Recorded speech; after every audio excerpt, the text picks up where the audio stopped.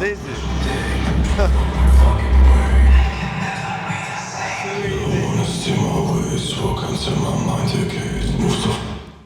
I was thinking, should I do 3?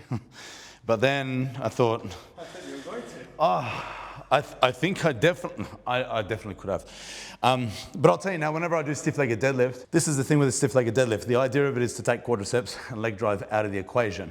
So it's a deadlift without quads, without leg drive. It's pure posterior chain. You know, I'm sure that for everyone it's different. I'm pretty sure that my back is strong and my hips are strong, but my hamstrings are probably the most neglected area from all of my powerlifting training. I'd say conventional deadlifts, hamstrings neglected. Squats, hamstrings neglected. But the low back isn't neglected, and the hips and glutes and adductors are neglected. So for me, I feel that the hamstrings are the weakest link, which is why I'm doing this. And I think that all powerlifters should emphasize additional hamstring work. So how could that be? So when you do a squat or a deadlift, you're bending your knees more. The more you bend your knees, the less you use your hamstrings. If all you do is squat and deadlift, I know people are thinking, of course you use your hamstrings with those. Sorry, but not much. Of course, yeah, you do, but really not much. Except for a stiff-legged deadlift, you do use more hamstrings because we're taking the quadriceps out of it. We're not bending the knees quite as much, which means less quads and more tension is placed on the hamstrings. So, you know, for those who, like, if that's a little bit confusing, try this. Try and stretch your hamstrings. So what we want is to contract a muscle, to train a muscle, you want to take it full length, you know, create tension on the muscle and then contract it. So think of this, lock your knees and touch your toes, right? So this is how we stretch our hamstrings, right? Now, bend your knees, what happens? It's very easy to bend down even further. Why? Because we're reducing tension off the hamstrings. The hamstrings attach right here, it's called the sit bone. So that's the bottom of your pelvis, ischial tuberosity. And they attach on either side of the lower leg. So when my knee's locked, it's tension on the hamstring. When I bend my knee, it relieves the tension on the hamstring. Because it's relieving the tension on the hamstring, it doesn't act on that joint very well. So therefore, they're not being trained very well with squats and conventional deadlifts or even sumo deadlifts, if that's how you deadlift as a power lifter. Therefore, hamstrings are a weak point, and they definitely are for me. So just then when I was doing the lift, you know, back in my younger days, I wouldn't care, I'd just keep on lifting, to be honest. And I don't really care for the consequences. But, you know, as I get more experience with my training, like I feel tension on the muscle and it's like, okay, that could be a warning shot. There was no pain, like that was super easy. But at the same time, those are the times where it's not planned for. And this is something that I do with all of my athletes and myself. Like I've done it too many times. It's like you plan for 2 reps or whatever it is and they're easy. So you scream out, one more. Like I've done that before and I know you guys have done it as well. And then the next rep you miss it or you're not ready for it and you've got to kind of like reset your thought process and then you'll come in and then something can happen. Like it doesn't mean that you're going to injure yourself, but you could. And then you're going to walk out of the session really pissed off. So that's why I like to say, I'd prefer to walk out of the session knowing that I could have done more than regretting that I didn't stick to the damn plan, right? So anyway, so that's my top set, 260 for 2. Yeah, really happy that was so much easier than I thought it would be. Oh yeah, I thought that was going to be real tough. Now I'm going to do what I believe is the best strategy to peak in strength as quickly as possible to the highest level possible. And that is the top set, back down set method. So now I'm going to do my back down work. My back down work is going to be RDLs. All right, so what's the difference between the two? Stiff-legged deadlift, you'll see, I like to start those from a dead stop. So it has a lot better carryover to a conventional deadlift, which is where you start with the dead stop. And then the RDLs, for me, the difference between the two is you're not resetting each rep and you're maintaining constant tension. So the objective here is to build hamstrings. So that's what today's session's about, is targeting the weak points, which you need to do. And my RDLs are going to be lighter. It's not as strong as an exercise. RDLs, because it's more fatiguing, it's constant tension, you'll see. I'll be placing emphasis on the eccentric portion, whereas if you saw the stiff-legged deadlift, just pick it up, boom, pick it up, boom. Now, a lot of people call RDLs and stiff-legged deadlifts different things to what I call them. So people consider stiff-legged deadlift is less knee bend to do more hamstrings, and an RDL is more knee bend to do more glutes and less hamstrings. Did I say that right? I think so. SLDL, stiffer legs, more hamstrings. RDL, bent knees, more glutes. I consider a bent knee deadlift is a conventional deadlift. So, you know, I don't care really. You can call it what you like, but that's how I differentiate it in my programming. Stiff-legged deadlift, Romanian deadlift, Same muscles targeted, but just different emphasis. Emphasis on the stiff-legged deadlift is starting from the dead stop. So it generates force from zero, which is great for sprinters who do, sprint off the blocks. On your mark, get set, and then they wait for ages until the go, and it's from zero to explode. So that's a rate of force production. And starting exercises from a dead stop is a great way to train that. Same with a boxer. Needs to not, start with the eccentric and throw a big punch because your opponent's going to see it coming. So they have to go from zero to straight in. I'm not trying to be a boxer or anything like that, but you need to be able to explode from zero. Otherwise, the opponent knows it's coming. So that's what I mean by that's a great exercise, great way to train that. It's called start strength. And that's the stiff-legged deadlift. Now, the RDL, it still strengthens hamstrings and glutes and posterior chain. And so it's great for strength. Both of them are great for strength, great for muscle building. But the RDL is just more time under tension. More time under tension doesn't always equate to more hypertrophy, but in this instance it does because I'm comparing it to 2 reps. 2 rep range, yeah, it does build muscle, but not that much. You need to accumulate a little bit more volume. So the Romanian deadlift, so now we enter the programming strategy, which is the top set, back down set, and why I love it. And the reason why I love top set, back down set method is because one problem with training heavy, which is what you need to get strong. So to get strong, you need to lift heavy weights because strength is a skill, and you need to be practicing like usually over 80% of your 1 rep max.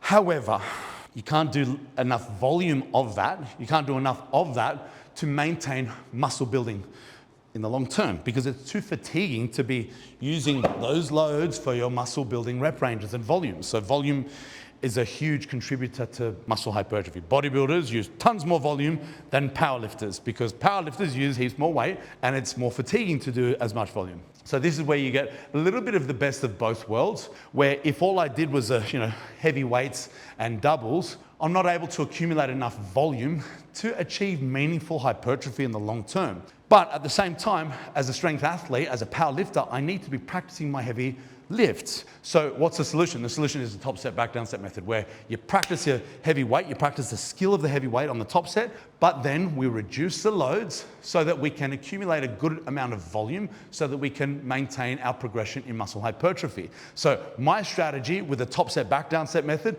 is to do your top set at a very high RPE.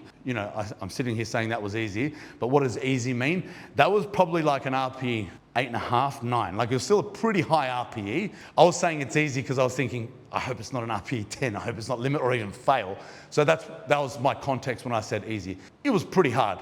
But now my back down work, I want to strategically leave more repetitions in reserve so that I can accumulate more volume.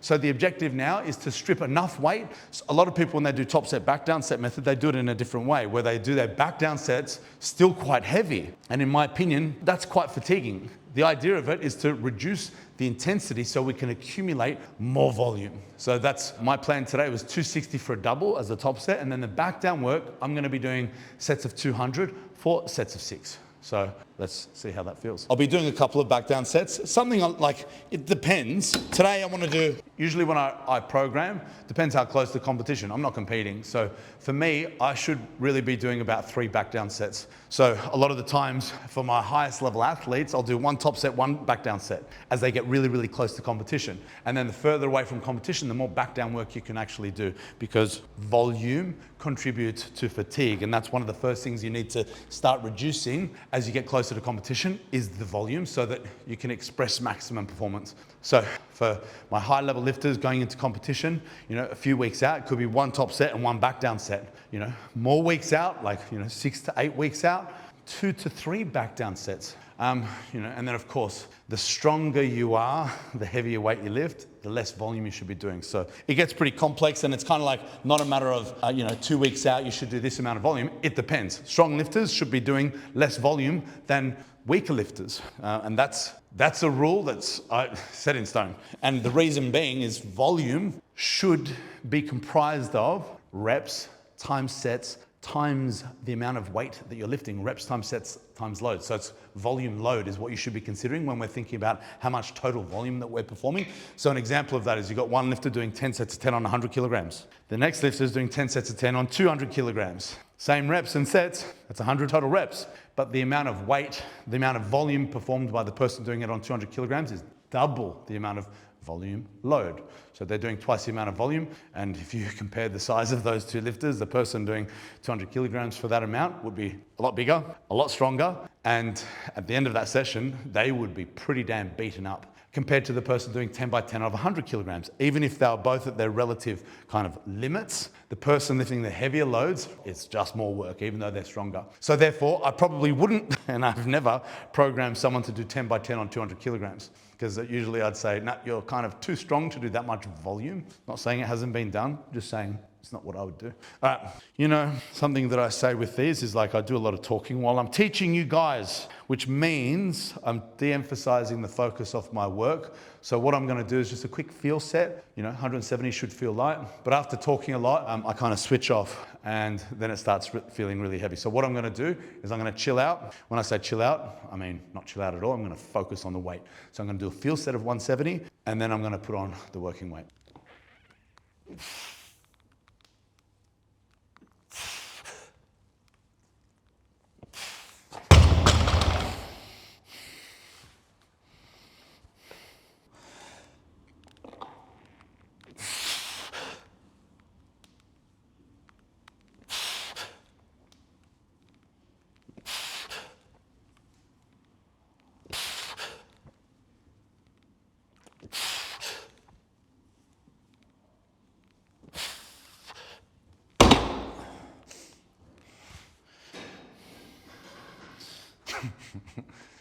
Easy but hard.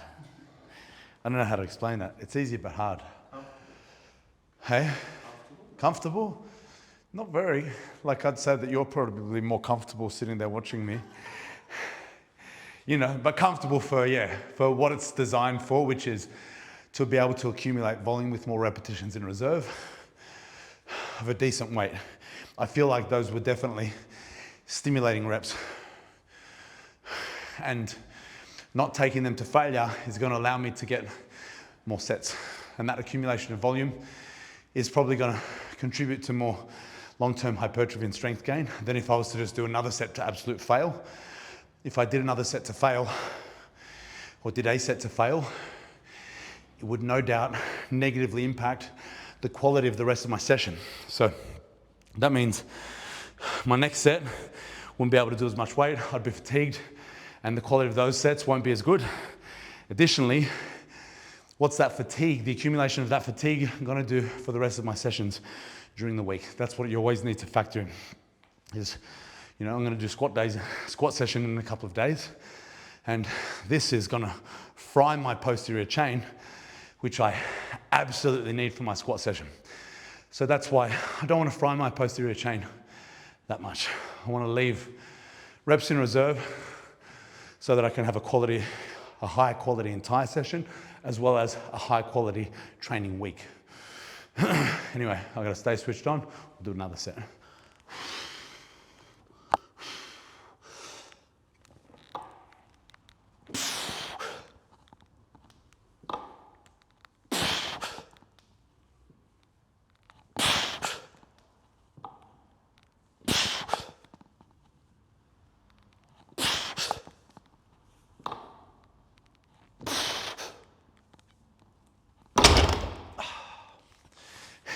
Okay, I kind of have the music off deliberately so that you can hear my breathing. It's a common question that I am asked is, when do you breathe with your deadlifts? So with a conventional deadlift, I have a full belly of air for the concentric portion, and then I kind of just dump at the top. It's a controlled drop, so I don't need a brace on the way down. Same with my stiff-legged deadlift. But my Romanian deadlift, when I am focusing on the eccentric portion, I'm taking 2 breaths. I need a full belly of air for the concentric, and then I re-brace for the eccentric. Well, I take 1 breath for the whole thing, but that breath starts at the top. So you'll hear me exhale on completion, and then I'll inhale, brace.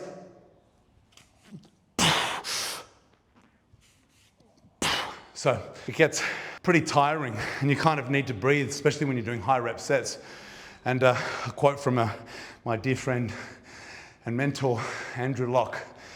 He said, you will breathe eventually. So I quite like that. When you're lifting lighter loads with high reps, the breath hold with the brace isn't as important. You'd be strong enough to do it without it. But when we're going super heavy and the breath hold is a pretty important part of that brace, that's how you do it with the Romanian deadlift, where we're focusing on the eccentric portion. You exhale at the top and then brace, down, up, exhale. Brace, down, up, exhale. And that's how you breathe with Romanian deadlift. Man, see that? I do a set and then I try and give a tutorial and I'm still fighting for dear life to get my breath back. I'm not that unfit, I promise. That was good. So, top set is, one top double, 260 for a double, and then 2x6 RDLs. So now the remainder of my session is going to be some leg press with some hamstring curls, and that's a really nice posterior chain session. So what's a posterior chain? It's the posterior means back. The chain is the erector spinae, the glutes, and the hamstrings. So what's the odd exercise out? I would say the leg press is. However, leg press is a really nice exercise to include on deadlift days because the technique for a conventional deadlift is actually one where you shouldn't focus on posterior chain. You shouldn't focus on hip hinge. You should focus on leg drive. And one of the best ways to think of the movement is to lock your torso in place and push the world away. Like the ground is a leg press. It's the exact same pattern. So a lot of the best deadlifters in the world include leg press as a really foundational exercise. So the leg press is a foundational exercise for their deadlift. So that's my next exercise. I'm going to do leg press and I'm going to superset that with hamstrings, and that's going to be my session. So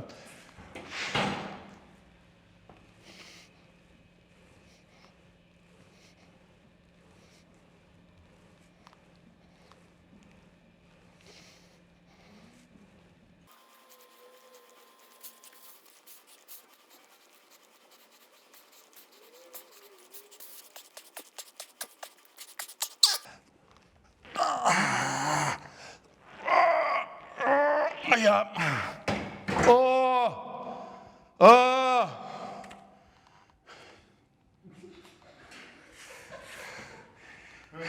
60. No, because I just did 2 sets of 30, and then I thought I'll do 2 more sets of 30, and that's what I did. But I just did it in 1 set. So that's 4 sets of 30, but whatever. Like, it's easy. Like, the idea is for it to be easy. The focus is on posterior chain, and this is my accessory, and I'm just enjoying high rep. It's been a while since I've done 60, but it just felt nice. You know what I did? Check this out. So this is one of these soft belts. I just strapped it around me, and it was just like such a weird thing because I'm not really holding my breath that much. But I thought I'd put it on for that last set, and it just felt nicer. It was really loose, but it just felt nicer, and I was just able to rep it. Anyway, so set of 60. Who'd have thought? Like, I'm not trying to do anything, but it was just like, it just feels comfortable, and it actually feels nice. Almost like I'm kind of doing uphill sprints on a bike. Not that that's ever anything that I do. But damn, that felt really, really nice. Anyway, maybe I can make a thing of that. But this is my accessory stuff. This doesn't count. I mean, it does. Of course it counts. Why wouldn't it count?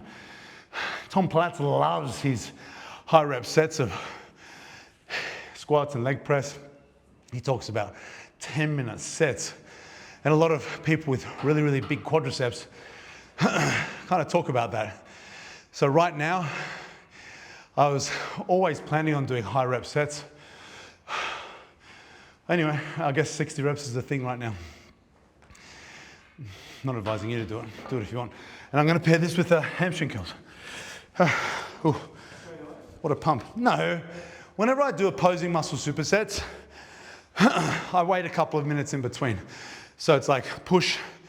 Whenever I do a set, like a pressing session, you do a push superset with a pull. I say superset, but there's two different types. Same muscle superset and opposing muscle superset. If it's the same muscle superset, the idea is don't rest. You go straight into a, so if I was to do with a leg press, I'd go leg press and then straight into a leg extension because we're hitting the same muscle. The idea of that is it's beneficial for muscle hypertrophy, taking that muscle to failure. Opposing muscle superset is better for kind of strength, where you do the push and then you wait. So for my sets, for my heavy sets, I'm resting anywhere between 6 to 10 minutes, depending on what exercise that I'm doing. So just then I was doing 8 minutes between my deadlift sets.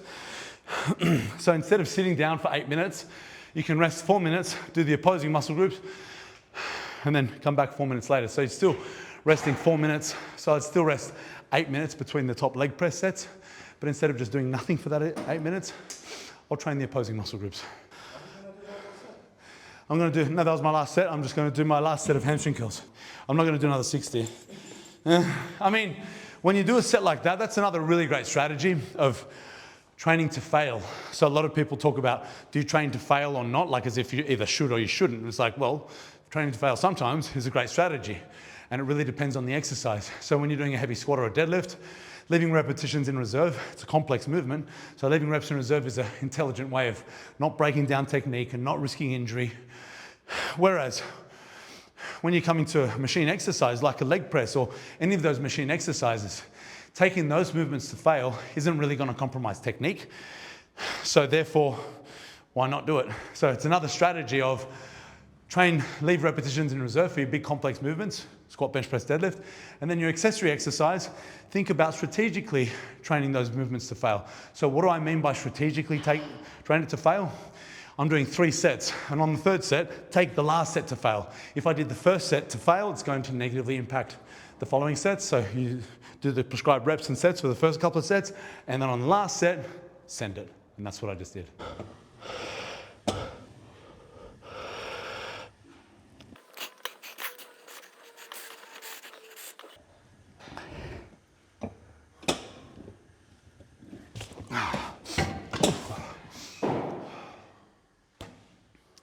Sets of 12 on the hamstring curls, get the girls. And that's my session, actually. That's my session. All right, so good session. I'm very happy with this. Top set, back down set explained. Same with my theory on a few exercises. Theory on training to fail or not. And a great session for you to follow for posterior chain, for deadlift accessory, so that you can be big and strong and have a very good deadlift. Hope you enjoyed. Click like, subscribe, and I'll see you guys next time. Isn't the bench gets the girls? No, curls get the girls. People are saying bicep curls, but it's actually hamstring curls get the girls. Bis get the guys. Yeah. Is that correct? Yeah, bro. Trust me. Yes. Is that correct? Which one? It's bis get the guys, and hamstring curls get the girls. That's why I don't get girls. Ah, see? Vaso, do you get girls? Tries get the boys. Yes. He gets guys and bis. Have you been doing your hamstring curls? Oh, yeah. So sometimes he gets girls as well. Sometimes he gets girls as well. It's not the quality hamstring girls, so reflects that. So it's a low quality hamstring girls. Low quality hamstring curls get low quality girls. Okay, you better do high quality hamstring curls then. Well, unless you want to have high quality bis. Depends what you're after. No discrimination. No.